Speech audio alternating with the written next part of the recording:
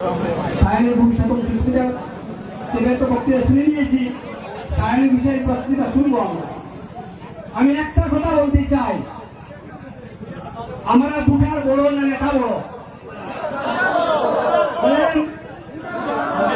ভূটারের সম্মান বেশি না নেতার সম্মান বেশি?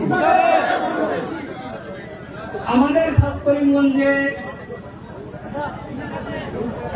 আপামর জনসাধারণ সব ভূটার তার পক্ষে রায় দিয়েছিলেন, যে 3 জনের পক্ষে রায় দিয়েছিলেন প্রায় 100%। তাদের কেউ টিকিট পেয়েছেন? বলেন পেয়েছে কে? একটিও ভোট নাই, তাকে সমর্থন কেউ করে নাই। তাহলে আমরা কি কোন পার্টির পরিচয় দিলাম? আমাদের স্বাধীনতা আছে না নাই? আমরা আমাদের আত্মসম্মান আছে না নাই?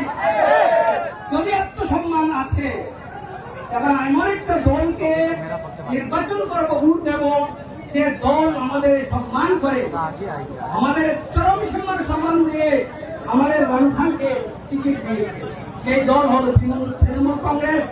এবং এই তৃণমূল কংগ্রেসের যে ক্যান্ডিডেট, আমরা 5 বছর ওনাকে পরীক্ষা করেছি।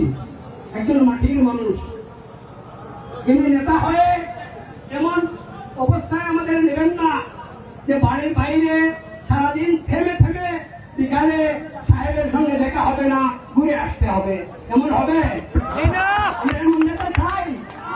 যদি না চাই যে আমাদের মাটির মানুষ রানু খানকে আমরা জিতিয়ে আনবো, তখন শুধু রানু খান এমএলএ থাকবেন না, সাউথ করিমগঞ্জের 3 লক্ষ মানুষ প্রত্যেকেই এমএলএ হবে।